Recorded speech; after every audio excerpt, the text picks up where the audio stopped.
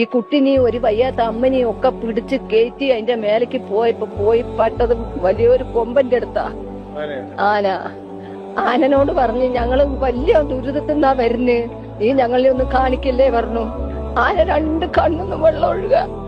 അതിന്റെ കാലും ചോട്ടിൽ നേരം വെളുക്കുന്നവരെ കിടന്നു. ഞങ്ങള് എണീച്ച് നിക്കാൻ ആംബിയറില്ല. നേരം വെളുക്കുന്നവരെ മഴ ഫുള്ളും നനഞ്ഞ് മൂപ്പരടുത്തുനിന്ന് നേരം വെളുത്ത 6 മണിയായപ്പോ എവിടത്തേക്കോ ആൾക്കാര് ഞങ്ങളെ രക്ഷിക്കാൻ ഞങ്ങളെ നാട്ടിൽ ആരും ഇല്ലല്ലോ, എല്ലാരും പോയില്ലേ.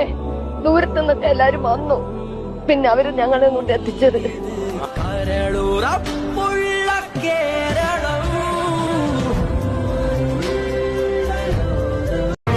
இந்த உலகத்துல தப்பு சரின்னு எதுவும் கிடையாது ப்ரோ.